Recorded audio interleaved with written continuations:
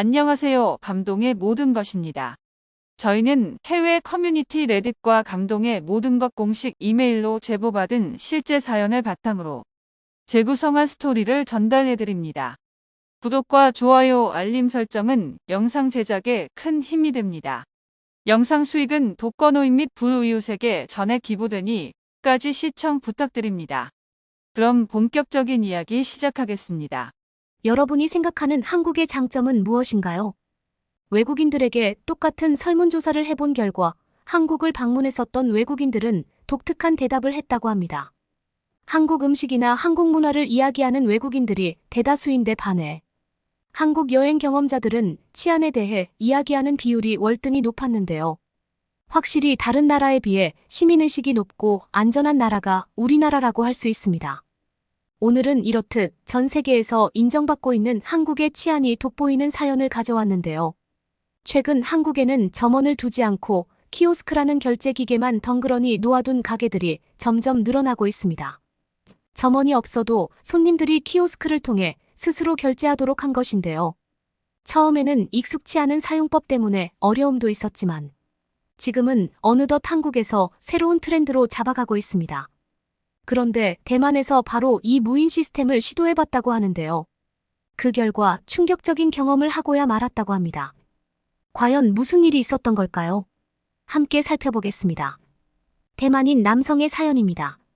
저는 한국에서 유행하고 있던 무인 시스템 가게를 대만에서 처음으로 시도했던 사업가인 덩샤우입니다.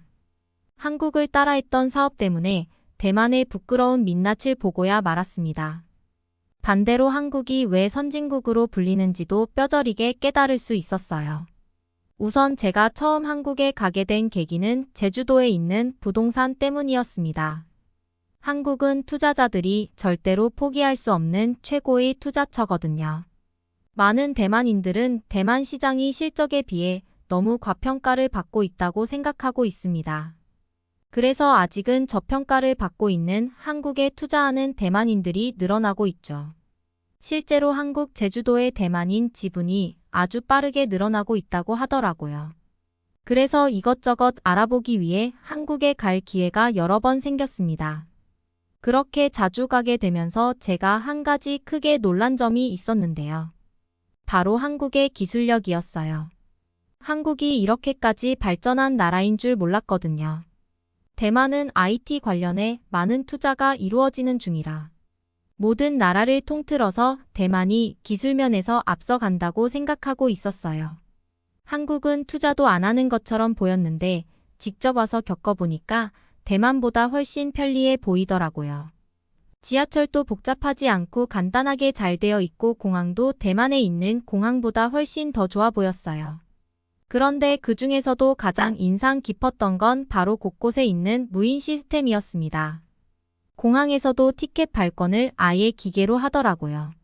무작정 기계만 많은 게 아니라 실제로 이용률도 굉장히 높아 보였죠. 물론 대만에서 이런 모습을 아예 볼 수 없는 건 아닙니다. 대만도 기술을 실생활에 도입하기 위한 여러 가지 시도들을 꾸준히 해오고 있었거든요. 특히 현금 대신 QR코드를 이용한 결제 시스템은 대만이 최첨단 국가가 되어가는 증거 중에 하나라고 할 수 있죠. 즉 우리나라도 기술력이 좋다고 생각했는데 한국의 무인 시스템은 이미 한국인들의 생활에 깊숙이 스며든 것 같더라고요. 그걸 언제 깨달았냐면 하루는 아이스크림을 먹기 위해 길거리에 있는 가게에 들렀었어요. 그런데 가게 주인이 없더라고요. 저는 주인이 화장실에 갔나 착각했어요. 그리고 문도 잠그지 않고 자리를 비운 게 어리석다고 생각했죠. 그리고 아이스크림을 들고 결제하기 위해 기다렸는데 아이스크림이 녹을 때까지 주인이 오지 않더라고요. 저는 슬슬 화까지 났죠. 그냥 몰래 아이스크림을 들고서 나가버릴까도 생각했어요. 그때 학생들이 우르르 들어오더니 키오스크를 통해 결제를 하더군요. 그렇습니다. 그곳은 스스로 결제를 해야 하는 무인 아이스크림 가게였어요. 게다가 이런 가게가 한 군데만 있는 게 아니었어요. 길거리마다 있는 동네 아이스크림 가게는 열의 9은 무인 가게였죠. 한국 사람들은 이게 일상인 듯 했어요. 물론 처음엔 신기하다는 생각도 있었지만 솔직하게 말하자면 그다지 좋게만 보이지는 않았습니다. 약간 한심하다고까지 생각했어요. 얼마나 일하기 귀찮고 사람이 게으르면 기계에 모든 일을 맡겼을까 생각했죠. 왜냐하면 저도 대만에서 가게를 운영하고 있으니까요. 사람이 직접 가게를 운영하고 발로 뛰어야 보람차고 의욕이 생기는데 가게에 꼴랑 CCTV만 설치하고 자기는 집에 앉아서 돈만 벌겠다는 생각이 한심하기 짝이 없다고 생각했습니다. 한국인들이 게을렀기 때문에 가능했던 발상이라며 비웃었죠. 하지만 이런 생각이 완전히 착각이었다는 사실을 깨닫게 되는 사건이 생겼습니다. 일단 코로나 이후 저는 한국에 가지 못하게 됐어요. 그리고 대만에서 유지하던 장사도 잘 되지 못했죠.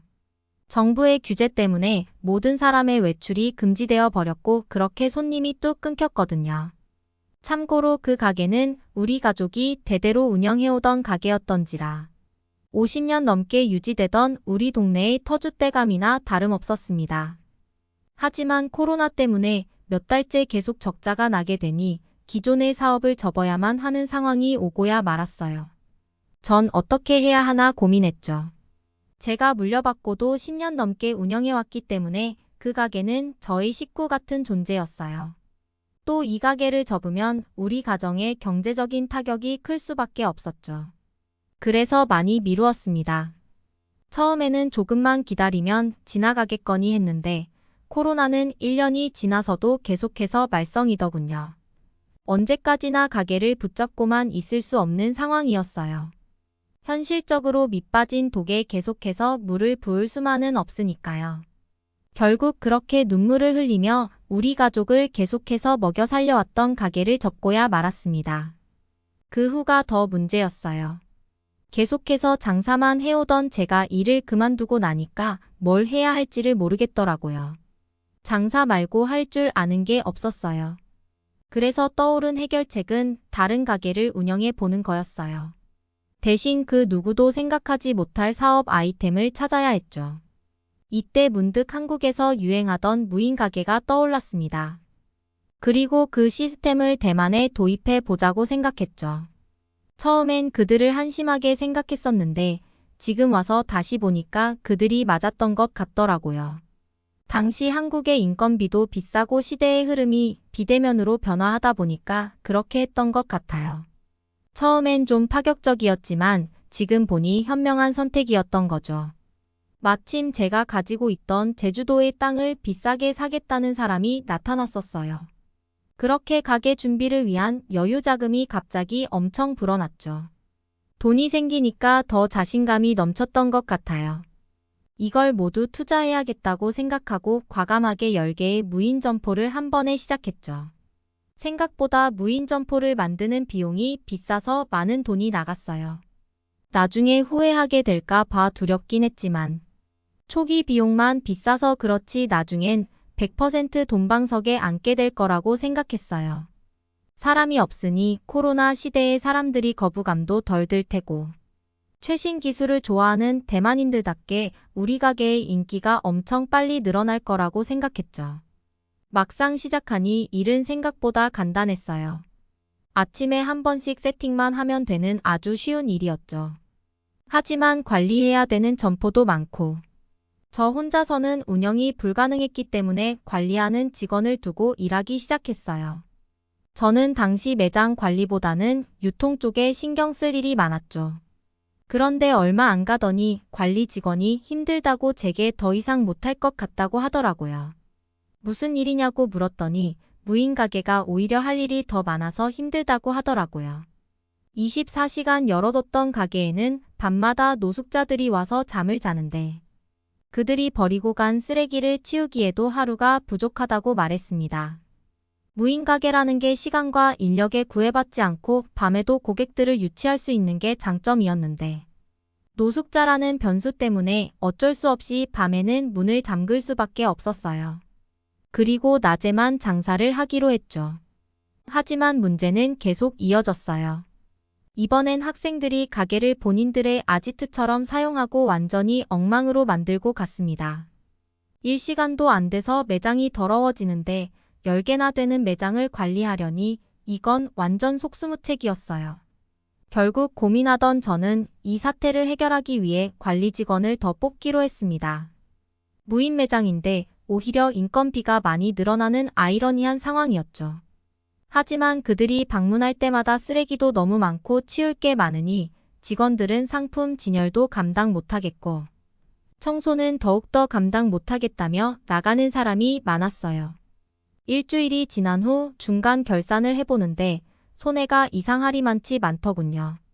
어딘가 이상하다 해서 되짚어보는데 알고 보니 무전 취식하고 몰래 진열된 상품들을 훔쳐가는 사람들이 있었어요. 심지어 얼마 후에는 매장에 있던 냉장고까지도 도난당하고 말았습니다. 아예 매장 물건을 훔쳐갈 줄은 몰랐는데 저는 정신을 차릴 수가 없었어요. 결국 전 2개의 점포만을 남기고 8개 점포를 모두 접었습니다. 도저히 10개를 모두 운영할 수 있는 체제가 못 되었거든요. 또 생각보다 못된 사람들이 너무 많았고 말이에요. 이렇게 다들 훔쳐갈 줄은 정말 몰랐습니다. 대체 한국에서는 어떻게 무인 매장이 운영되고 있는 건지 도저히 이해할 수가 없었어요. 한국의 여러 무인 매장을 다녀봤는데 정말로 이런 경험을 했던 적이 한 번도 없었거든요. 제가 만약 무인 매장의 단점을 경험해 봤더라면 절대로 이런 어처구니 없는 사업을 시작하지는 않았을 거예요. 제가 너무 안일하게 헛된 꿈만 꿨다는 생각에 스스로 자괴감이 들었습니다. 전 한국보다 좋은 제품을 놓고 인테리어도 그들보다 더 고급지고 비싸게 하며 최선의 노력을 다했습니다. 저희 가게를 보고 모든 대만인들이 환호하는 성공적인 미래만 생각해왔어요. 그런데 오히려 도둑을 맞게 되는 최악의 상황을 맞이했죠. 제가 한국에서 본 무인 가게의 모습은 손님들이 자유롭게 오고 가며 간편하게 무인 시스템으로 결제하는 평화로운 모습이었습니다. 그런데 우리나라에서는 이 평화로운 일상이 불가능한가 봐요. 왜 한국은 되고 우리나라에선 안 되는 걸까요? 심지어 제 친구에게 이 고민을 털어놓았는데요. 자기 같아도 공짜이고 보는 사람이 없으면 다 훔쳐갈 거라고 말하더군요. 정말 어이가 없었어요. 다들 이런 생각을 할 줄 몰랐습니다. 같은 대만인이지만 한국 시민들의 의식을 본받아야 한다고 생각해요. 대만인들은 왜 이렇게 공짜에 집착하는지 이해할 수가 없습니다. 저 친구만 저렇게 생각하는 게 아니라 제 주변 대부분이 이런 식으로 생각하더라고요. 이런 식이라면 누가 대만에 기술 투자를 할 수 있겠나 싶어요. 결국 저는 이상한 방식으로 남아있는 무인 가게를 운영하고 있습니다. 가게 주변에 사무실을 얻어놓고 CCTV를 보며 하루 종일 가게를 감시하고 있습니다. 마이크를 연결해서 노숙자를 쫓아내기도 하고 수상한 사람이 나타나면 슬그머니 가게로 이동하기도 해요. 최초의 무인 가게라는 타이틀 때문에 어쩔 수 없는 선택이기는 하지만 제가 생각해도 이런 제가 정말 한심스럽습니다. 한국에 간다고 그때 그 항구? 응, 맞아. 혹시 아직도 그때를 생각하고 있는 거야? 아니 그건 아니지만 당시엔 입으로 분명히 다시는 한국에 올 일이 없겠다고 했던 게 기억나서. 기억력 좋네. 하지만 그건 아주 오래전 일이니까. 이젠 다르지. 저는 최근에 한국을 찾았습니다. 제 스스로 한국을 찾아갔어요. 평소에 방문할 것이라는 생각을 하지도 못했던 나라이고 한국이라는 나라의 제 발로 스스로 찾아갈 줄은 절대 몰랐던 나라입니다. 2002년 서울에서 월드컵이 열렸을 때 저는 신입 기자였고 방송국에서 대규모의 취재단을 꾸려서 한국에 갔었고 저도 그곳에 있었거든요. 엄밀히 말하자면 이번에 다녀온 한국은 처음 겪는 나라는 아니죠. 하지만 처음 가본 나라라고 표현하는 게 맞을 것 같습니다. 제가 처음 가봤던 당시 한국의 모습을 떠올려 보자면 아직 완전한 모습이 아니었고 당시 한국인들은 나름대로 발전과 성장을 거듭하고 있는 자국에 대한 자부심이 있는 상태이기는 했지만 글쎄요. 저를 포함한 모든 사람들은 그렇게 생각하지 않았어요. 보름 넘게 있었던 한국에서 성공적인 취재를 끝내고 다들 어떻게 했는지 아시나요?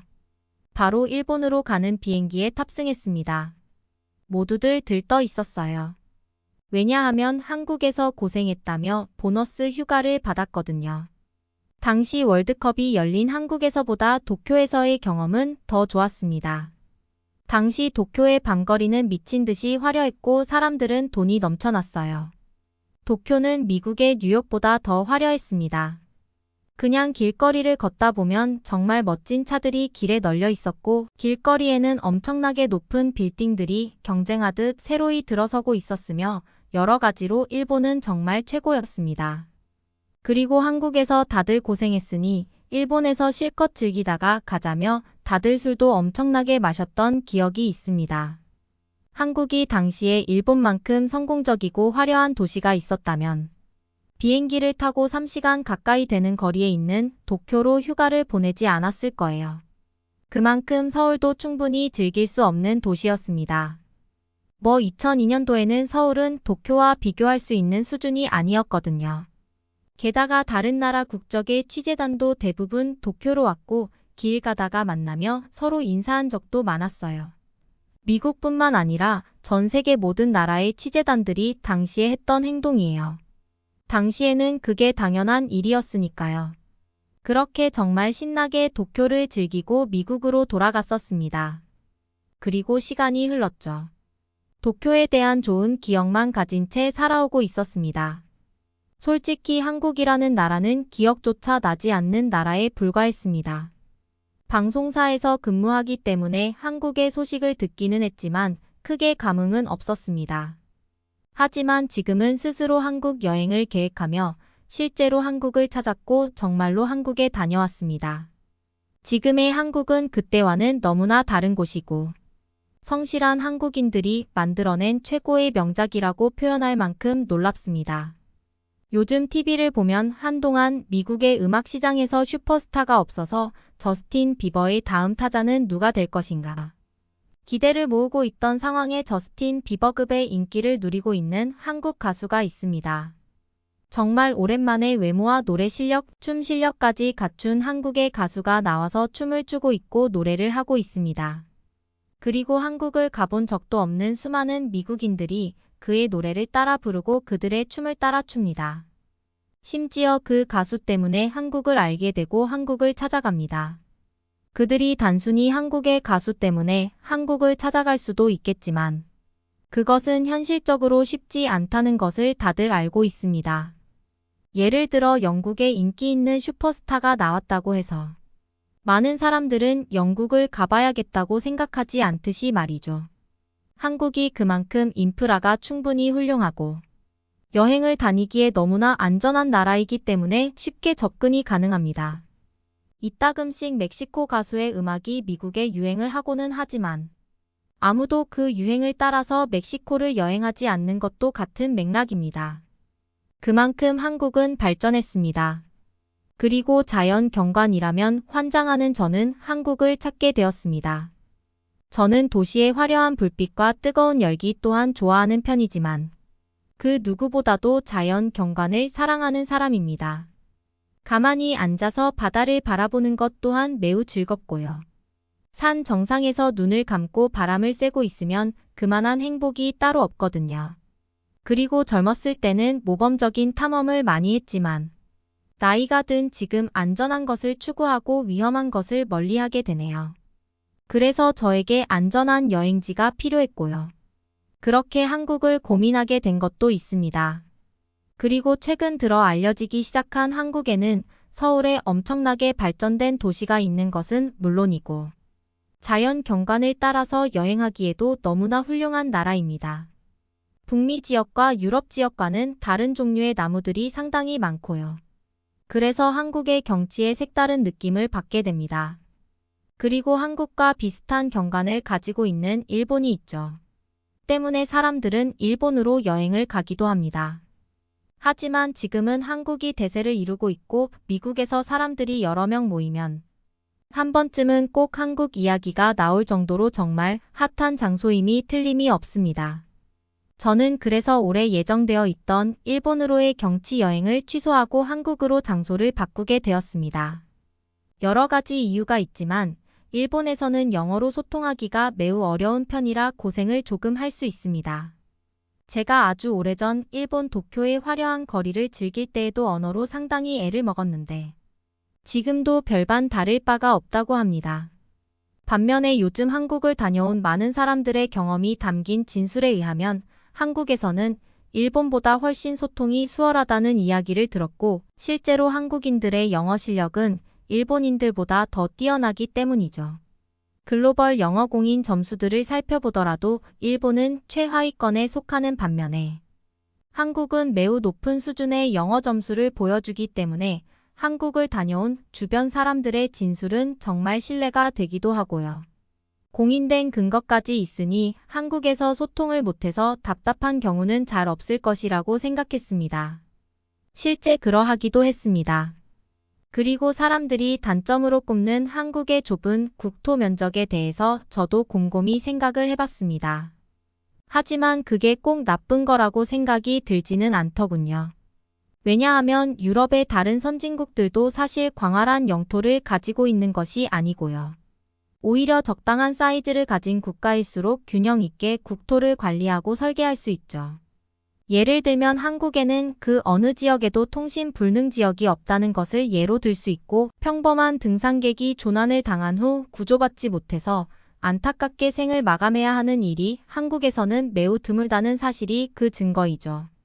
미국에는 구조해줄 사람도 많고 구조해줄 역량도 충분한 구조대원들이 아주 많이 있지만 그런 영향력이 닿지 못하는 곳들이 존재하고 그것 때문에 실제 많은 사람들이 아픔과 힘든 일을 겪어야 하는 것을 생각해보면 저는 더욱더 한국 여행이 더 적합하다고 생각했습니다. 그리고 더 환상적인 것이 무엇인지 아시나요? 오전에 등산을 하고 저녁에는 바닷가에 가서 일몰을 볼 수 있는 게 가능하다는 것이죠. 저는 한국에서 오전에 서울에 있는 북한산이라는 곳을 등산했습니다. 우선 한국인들은 북한산에 가보지 않았어도 이름만 들어도 그 산이 매우 힘들겠다는 이야기를 한다고 합니다. 이름 안에 험한 산을 뜻하는 악자가 들어가기 때문이래요. 한국인들은 산의 이름을 지을 때에도 이렇게 직관적으로 알아볼 수 있는 의미를 집어넣었습니다. 게다가 산뿐만 아니라 대부분의 지명들이 의미 없이 지어지는 게 아니라 나름대로의 역사와 대표성을 나타낼 수 있는 의미의 이름들을 짓는다고 합니다. 오랜 기간 문명을 유지해오고 발전시켜온 한국이 수천 년 전부터 내려온 고유 명칭을 그대로 지금까지 유지하고 있는 것은 너무나 유서 깊은 일입니다. 역사가 짧은 미국이라는 나라에서는 느낄 수 없는 그런 의미와 전통성을 가지고 있는 것이니까요. 저는 이런 부분을 봤을 때도 한국이 매우 부럽다고 느끼게 되었습니다. 오랜 역사를 가졌다는 것도 아무나 할 수 없는 일이니까요. 정확히는 모르겠지만 북한산이라는 이름도 오래된 옛 명칭에서 유래된 이름이라는 생각이 들었습니다. 그리고 그럴 것이고요. 그렇게 저는 오전에 유서 깊고 전통 있는 산을 오르기 시작했고 결국 북한산의 정상에 올랐습니다. 처음에는 완만하고 평탄할 줄 알았던 지형이 점점 높은 곳으로 갈수록 험해지기 시작했습니다. 온몸을 써서 올라가야 하는 극악의 난코스는 없었으나 수천 개의 돌게 닿은 체력을 지치게 만들기에 충분했습니다. 그나마 다행인 것은 북한산에 대한 사전 정보를 충분히 검색해보고 그에 걸맞은 장비를 갖추며 등반을 시작하였기에 충분히 오를 수 있었습니다. 그렇게 정상에 도착한 산에서 시내를 내려다보며 감탄사를 내뱉었습니다. 정상에서 이렇게 도심권을 가까이서 볼 수 있다는 것도 정말 색다른 경험이었거든요. 제가 그동안 올라가 봤던 미국의 산 정상에서 아래를 내려다보면 자연 경관을 바라봐야 하는 게 상식으로 통했으니까요. 하지만 이런 새로운 경치와 새로운 분위기를 느끼기 위해서 여행을 오는 것이고 그에 걸맞는 충분한 즐거움과 행복감을 얻었습니다. 너무나 인상 깊어서 정상에 한참을 머물다가 내려왔습니다. 그리고 한국인들은 등산을 매우 좋아합니다. 어디를 가든지 내 시야에 사람들이 보였으며 이런 것들은 심리적으로 엄청난 안정감을 주죠. 게다가 매우 낯선 나라인 이곳에서 그런 것들은 무시할 수 없이 매우 중요한 요소입니다. 심지어 이런 심리 상태는 부상을 당하느냐 아니냐를 나눌 수 있는 중요한 요소입니다. 저는 북한산을 포함한 한국의 수많은 산들을 등산하면서 단 한 번도 불안한 마음이나 무서운 기분이 들지 않았습니다. 정말 안전하고 또 안전한 최고의 경험이었습니다. 게다가 한국에서는 등반을 마치고 내려오면 산 아래에 많은 식당들이 있습니다. 그곳에서 많은 사람들은 등산의 피로를 푸는 듯해 보였습니다.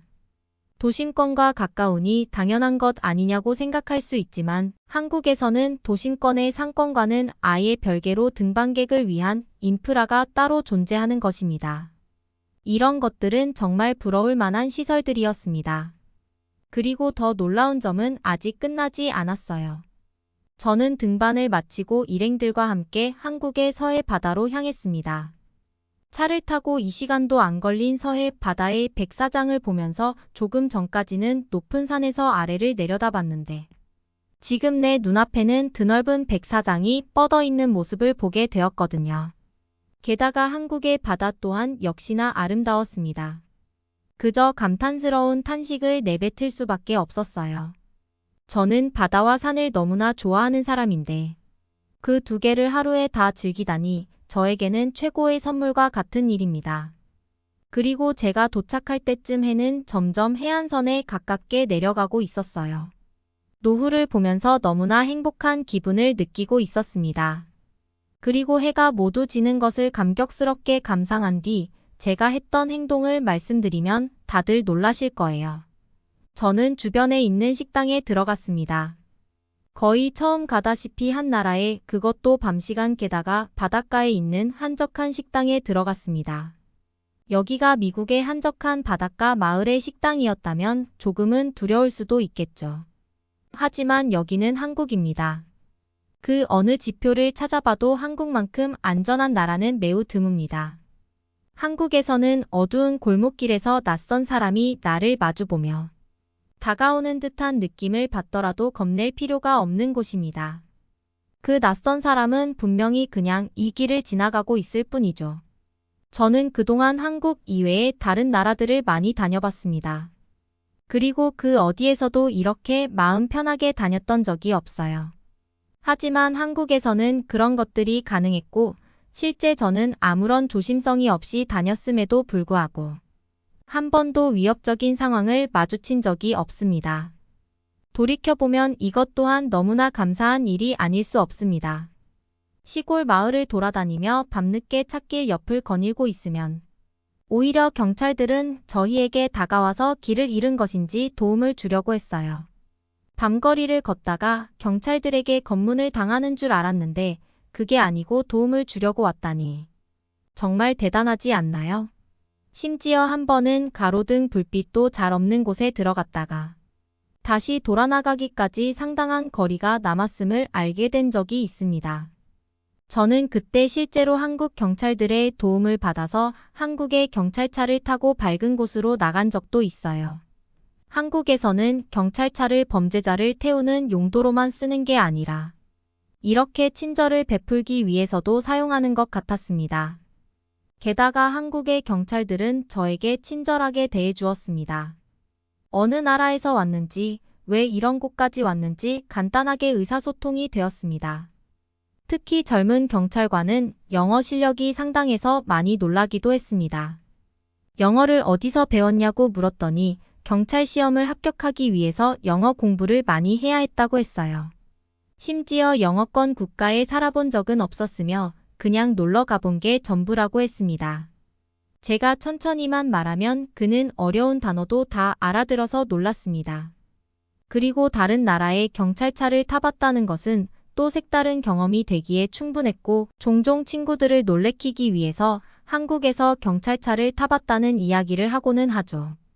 경찰차를 타봤다는 첫 문구를 들은 모든 사람들은 저를 이상한 눈으로 보기 시작하지만 이내 곧 오해가 풀리기 때문에 즐거운 농담 소재로 쓰고는 합니다. 그만큼 저는 한국의 모든 것들이 너무나 만족스러웠고 모든 것들이 다 좋았습니다. 추억도 상당히 많이 담아오기도 했습니다. 그리고 제가 아주 오래전 신입기자 시절 한국을 찾았을 때와 지금은 너무나 다릅니다.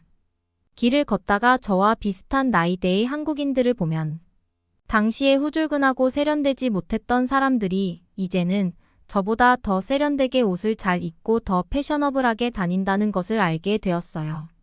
당시에 한국 사람들은 옷 입는 것도 촌스럽고 헤어스타일도 너무 올드하고 뒤처진다는 느낌이 들었는데 이제는 그들이 저보다 더 멋쟁이가 되었거든요. 한국인들의 패션을 따라하고 싶을 정도로 한국인들은 모든 사람들이 감각이 뛰어난 것 같았습니다. 각기 다른 사회에서 수십 년간 떨어져서 살았는데 그들은 놀라운 변화를 목격했고 저는 그다지 크게 변하지 않은 정적인 사회에서 살다 왔죠. 그리고 옛날을 회상하면 한국은 마치 타임머신을 타고 미래로 앞당겨 온 느낌마저 들었습니다. 그렇게 과거에 다시 한국에는 올 일이 없겠다고 말했던 제 말은 너무나 보란듯이 틀려버렸음을 알게 되었습니다. 너무나 경솔한 발언이었고 그 발언을 굉장히 부끄럽게 생각하게 되었습니다.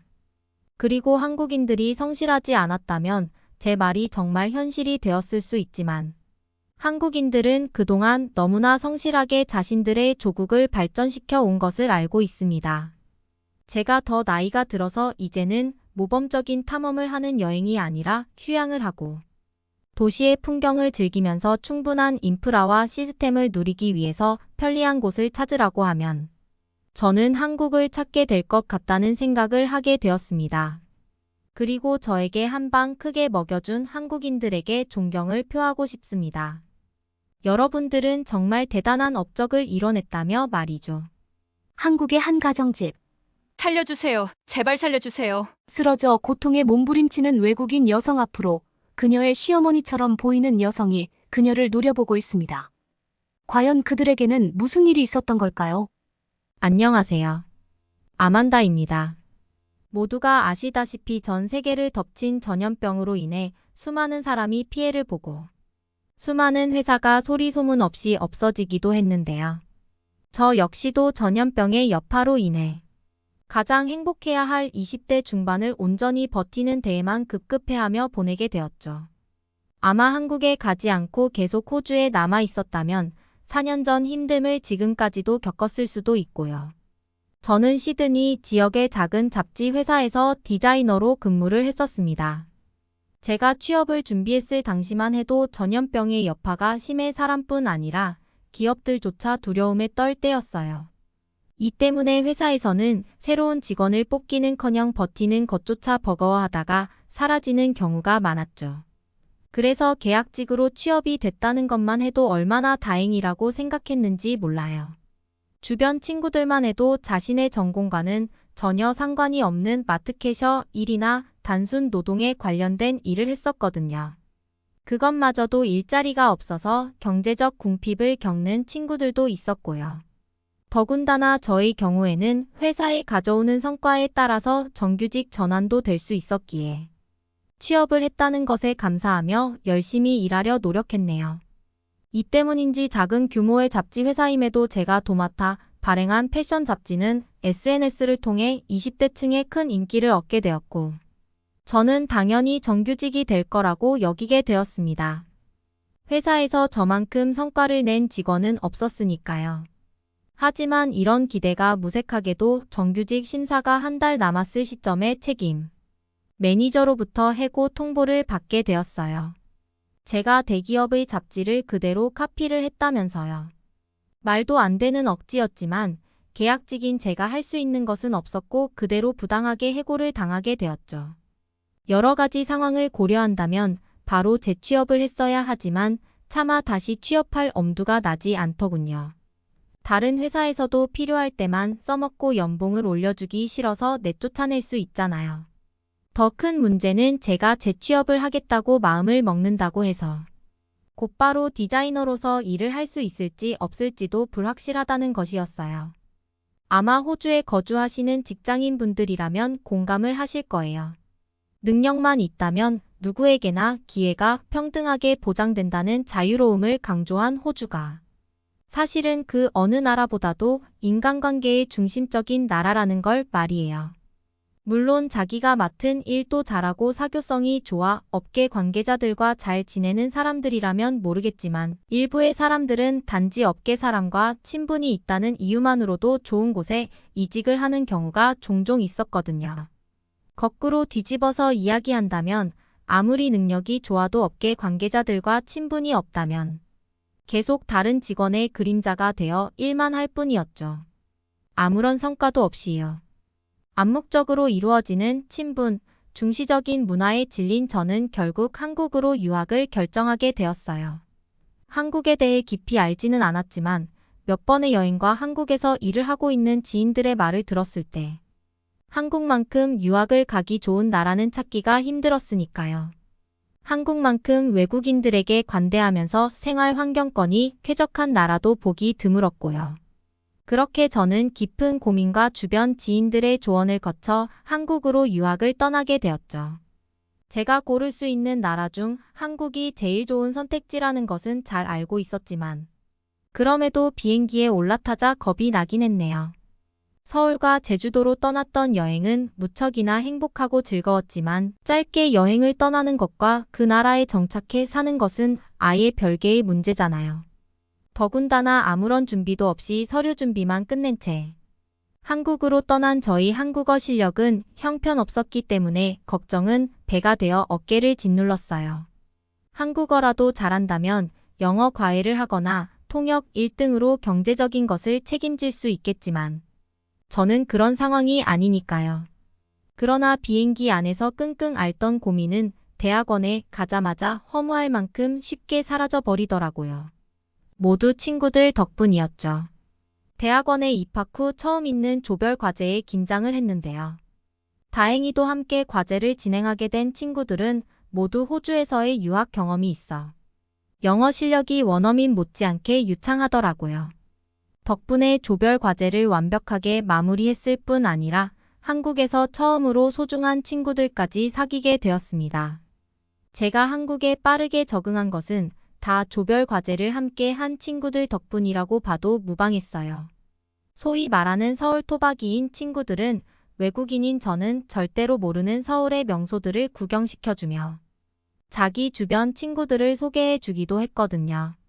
때문에 저는 따로 한국어 공부를 하지 않았지만 자연스럽게 한국어를 습득하게 되었습니다. 친구들과 대화를 하며 저도 모르는 사이 영어보다 한국어를 더 많이 사용했으니까요. 한국에 오기 전부터 연락을 주고받던 지인들은 깜짝 놀라기도 했어요. 6개월 만에 어떻게 쓰기 어렵다고 소문난 한국어를 유창하게 구사할 수 있게 됐냐면서요. 솔직히 시드니에서 직장 생활을 했을 때도 한국에 여행을 많이 왔기에 한국에서의 풍경에 크게 놀라거나 감명을 받는 일은 없었어요. 한국에 온 지 1년이 되었을 때는 한국인만큼은 아니더라도 외국인 중에서는 서울에 대해 잘 아는 편이라고 자만하기도 했고요. 하지만 한국에서 지내는 시간이 더 길어지고 나서 깨닫게 되었죠. 한국이 살기 좋은 진짜 이유는 생활권이 잘 갖추어진 쾌적한 환경도 넘쳐나는 먹거리도 아닌 한국 사람들의 인심에 있다는 걸 말이에요. 지하철이나 버스만 해도 거동이 불편하신 노약자분들이 보이면 바로 자신의 자리를 양보해 주었어요. 무거운 짐을 들고 계실 때는 양해를 구한 뒤 도움을 드리기도 했고요. 망설임 없이 바로 도움의 손길을 내미는 한국 사람들이 참 대단하다고 느끼게 되는 계기가 되었죠. 원래 사람은 가깝게 지내는 사람에게 물든다고 하잖아요. 처음에는 처음 보는 타인에게 도움을 준다는 것이 어색하던 저도 어느샌가 도움이 필요해 보이시는 분들에게 먼저 손을 내미게 되더라고요. 자연스럽게 타인을 배려하는 행동을 하고 나서 스스로가 자랑스럽게 느껴지기도 했어요. 드디어 한국 문화에 완전히 익숙해졌다고 느끼게 된 계기나 다름없었고요. 한국인들과 어려움 없이 의사소통이 가능하게 된 후에는 친구의 권유로 영어 과외를 시작하게 되었습니다. 친구의 추천으로 시작한 일이었지만 사실 걱정이 한가득이었어요. 대학교 때 이후로 다시 과외를 하는 것은 무려 4년 만이었거든요. 그래도 저는 운이 참 좋은 편이었죠. 부족한 것이 한두 가지가 아니었을 텐데. 제게 과외를 받은 학생은 수업을 잘 따라와 주었을 뿐 아니라 토익 점수를 900점까지 올랐으니까요. 수업을 받은 학생은 제가 핵심 내용을 잘 짚어주는 방식으로 수업을 한 덕분이라고 했지만 제가 한 건 단지 보조 역할밖에 없었기 때문에 뿌듯하기 그지 없었네요. 성과를 낸 것만으로도 기뻤지만 수업을 받은 분들은 여기서 그치지 않고 주변인들에게 저희 영어 과외를 추천해 주 이 덕분에 저는 꾸준하게 과외를 진행하며 경제적으로도 정신적으로도 성숙해질 수 있었답니다. 모두 수업을 열심히 들어준 학생들 덕분이었어요. 제 수업을 듣는 분들은 대부분 취업을 준비하며 토익을 준비하는 분들이나 영어 회화를 고민하는 직장인분들이었기에 20대, 30대 분들이 대부분이었는데요. 어느 날 50대로 보이는 아주머니께서 과외를 듣겠냐며 저를 찾아오시더라고요. 보통 나이가 지긋하신 어르신분들은 다른 나라의 언어를 배우는 것을 무척이나 어려워하셨기에 조금 의외이긴 했습니다. 그래서 아주머니에게 무슨 이유로 영어 과외를 시작하게 되었는지 여쭤보게 되었죠. 그랬더니 아주머니께서는 자신이 영어를 시작한 것은 온전히 딸들 때문이라고 대답하셨어요. 말씀을 들어보니 아주머니의 따님 두 분은 국제 결혼을 하셨더군요. 이 때문에 따님들이 없을 때면 사위들과 소통하는 것이 아예 불가능했고요. 보통 공부라는 것이 자기 의지가 제일 중요한 법인데 그런 의미에서 아주머니의 태도는 100점에 가까우셨어요. 일주일에 4일을 꼬박꼬박 나와 공부를 하는 것이 절대 쉬운 일이 아니잖아요. 물론 아무것도 하지 않고 영어 공부만 몰두할 수 있는 환경이라면 상관이 없겠지만 아주머니께서는 반찬 가게를 운영하시면서 과외 수업을 받으셨기에 대단하다는 말밖에 할 수가 없었네요. 알파벳도 모르시던 아주머니께서 처음으로 간단한 영어 문장을 구상하셨을 때는 아주머니뿐 아니라 저도 참 기뻤습니다. 영어를 가르치는 입장에서 나날이 실력이 향상되는 것만큼 보람차고 즐거운 일은 없었거든요. 아주머니께서는 사위들과 함께 식사를 하신 후 곧장 저에게 달려와 고맙다며 꽃다발까지 안겨주셨어요. 처음으로 딸의 도움 없이 사위들과 이야기를 하게 되었다면서요. 이후로 아주머니께서는 과외 수업을 받으러 오실 때면 양손 가득 반찬을 가져와 주셨어요. 아주머니 덕분에 저는 호주에 있을 때보다 더 풍족한 먹거리를 맛볼 수 있었고요. 아주머니께서 1년 동안 꾸준히 저에게 영어 과외를 받으셨고 이로 인해 저는 아주머니뿐 아니라 아주머니의 따님들과도 친밀한 사이가 되었죠. 아주머니의 생신날 집에 초대되어 허물없이 생일상을 같이 할 정도로 말이에요. 그리고 이 과정에서 안타까운 사실을 알게 되기도 했습니다. 바로 둘째 따님께서 남편과 이혼을 했다는 것이었죠. 문화적 차이를 극복하지 못한 남편과의 이혼 후 둘째 따님은 참 많이도 힘들어하셨기에 종종 집에 들러 위로를 해드리기도 했어요. 그러던 중 주재원으로 호주에 파견을 갔다는 아주머니의 막내 아들이 한국에 돌아오게 되었고 말도 안 되는 일이 일어나고 말았죠. 제가 아주머니의 아들에게 첫눈에 반한 것이었습니다. 처음 느끼는 떨림이기는 했지만 그래도 최대한 신경을 안 쓰려고 노력했어요. 유학생의 신분으로 한국에 정착할지 아니면 호주로 돌아갈지도 모르는 상황에서 마음이 내키는 대로 행동할 수는 없는 일이니까요. 그러나 영어 과외를 듣는다는 핑계로 아주머니에게 저희 연락처를 받아낸 아주머니의 아들은 한 달 내내 적극적으로 연락을 해왔고 결국 저희는 연인이 되고 말았네요. 그렇게 연인으로 지낸 지 정확히 6개월 뒤 아주머니의 아들은 저에게 프러포즈를 했고요.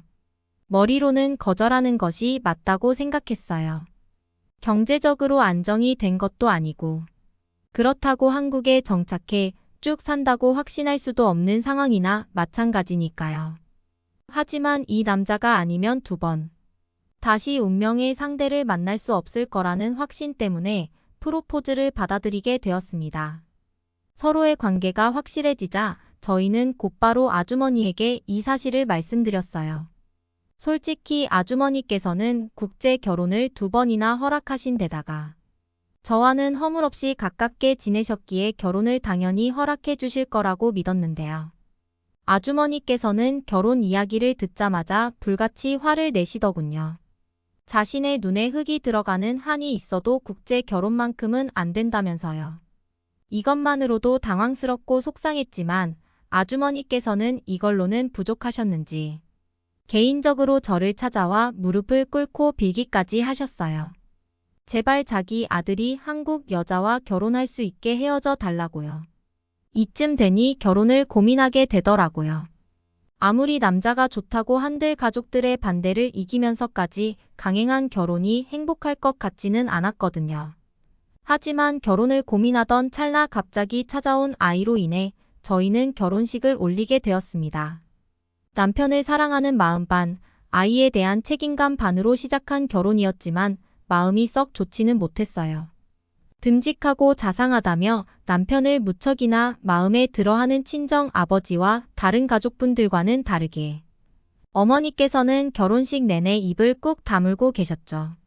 사회자는 어머니에게 며느리와 포옹을 하라고 말을 하기도 했지만 어머니께서는 그마저도 거부를 하셨고요. 그래도 저는 어머니와 잘 지내기 위해 매번 핑계거리를 대며 시댁에 찾아가곤 했어요. 영어 공부를 도와준다는 명목으로요.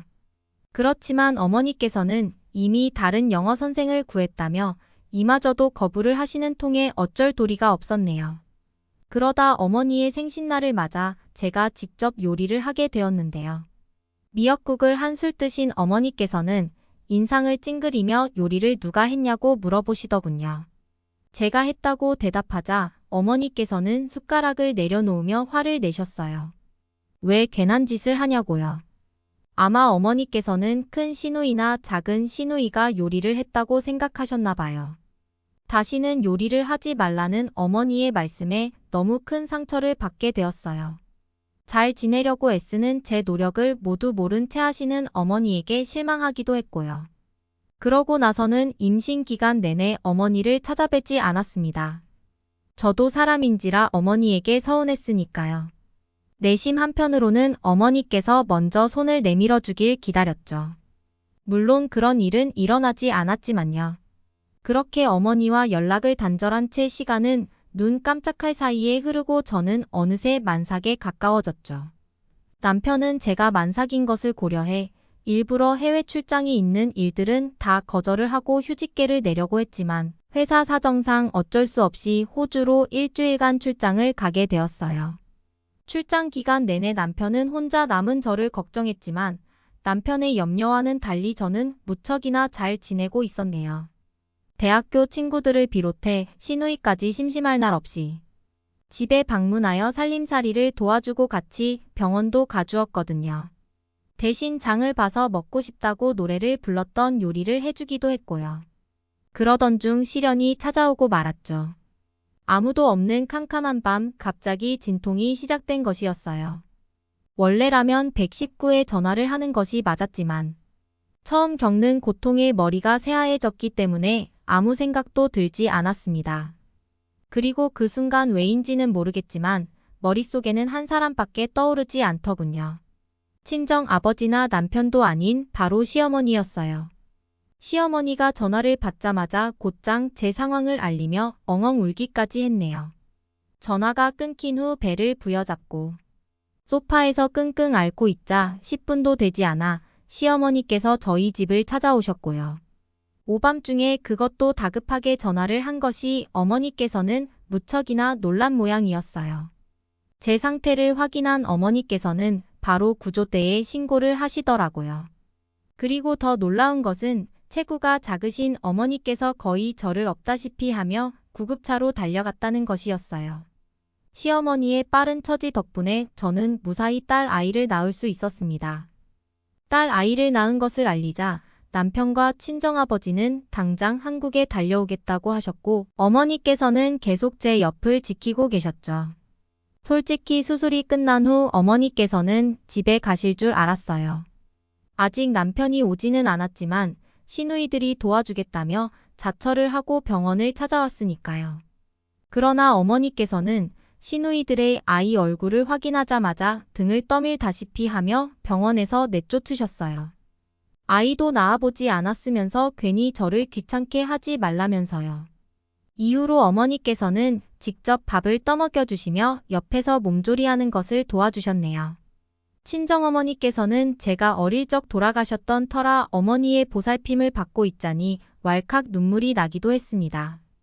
그래서 어머니에게 솔직하게 제 마음을 고백했어요. 제가 많이 노력할 테니 이전처럼 잘 지내자고요. 어머니께서는 아무 말씀도 안 하셨지만 저는 알 수 있었어요. 어머니께서도 제 부탁에 마음이 동했다는 걸 말이에요. 한 가지 아쉬운 것이 있다면 전염병의 여파로 산후조리원에서는 남편을 제외한 외부인들의 출입을 철저히 했다는 것이었어요. 그래도 어머니께서는 하루에도 몇 번씩 밥은 잘 챙겨 먹고 있는지, 몸조리는 잘하고 있는지 안부 문자를 보내오셨기에 마음은 어느 때보다도 행복했네요. 2주 산후조리원에서 나와 집으로 돌아왔을 때는 얼마나 놀랐는지 몰라요. 시누이들은 집을 파티장처럼 꾸며주셨는데요. 시어머니께서는 꽃다발과 편지를 건네주시더군요. 안방에 들어가 편지를 확인하자 입을 틀어막을 수밖에 없었죠. 어머니께서는 영어로 편지를 써주셨거든요. 결혼을 반대한 것에 대한 사과로 시작한 편지에는 먼저 잘 지내고 싶다. 말을 해주어 고맙다는 내용이 빼곡하게 적혀 있더라고요. 그리고 왜 지금까지 어머니께서 저를 냉대했는지도요. 이혼을 하고 아무런 미련이 없는 것처럼. 자기 고국으로 돌아가 버린 둘째 사위를 보며 어머니께서는 충격이 매우 컸다고 해요. 저 또한 결혼 생활을 하다가 언제라도 고국으로 돌아갈 것 같아 일부러 거리를 유지했던 것이었고요. 언제라도 아무 말 없이 이혼을 하고 고국으로 돌아갈까 봐요. 편지를 다 읽은 후에는 얼마나 울었는지 몰라요. 그동안 몰랐던 시어머니의 진심을 모두 알게 된 것이나 마찬가지니까요. 편지를 읽고 나와 어머니의 어깨를 부둥켜 안고 눈물 바다를 만들었던 것이 벌써 1년 전 일이어도 딸 아이의 생일날만 되면 그때의 기억이 또렷하게 떠오르곤 해요. 한국이나 호주나 며느리는 손님처럼 대하는 것이 가장 좋은 것이라고 하지만 저는 딸처럼 보듬어 주려 노력하시는 저희 어머니가 참 좋아요. 더불어 고향인 호주에서조차 소속감을 느끼지 못한 방랑자처럼 떠돌아다니던 저에게 가족애를 느끼게 해준 한국 가족들에게 무한한 감사를 드립니다.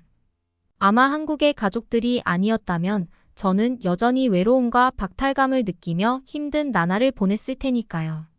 오늘의 사연은 여기까지입니다. 응원이나 남기고 싶은 말이 있으시면 댓글로 남겨주세요. 사연자분께 전달해 드리겠습니다. 저희 감동의 모든 것은 실제 사연 제보를 받고 있습니다. 채택되신 분께는 선물도 드리고 있습니다. 저희의 사연이 여러분의 하루의 작은 힘이 될 수 있었으면 좋겠습니다. 지금까지 한국의 감동적인 이야기를 전해드리는 감동의 모든 것이었습니다. 구독과 좋아요를 눌러주시면 영상 제작에 큰 힘이 됩니다. 감동적인 사연을 주변 사람들에게 공유하고 함께 이야기 나눠보세요. 끝까지 시청해주셔서 감사합니다. 더욱 더 좋은 영상으로 찾아뵙겠습니다.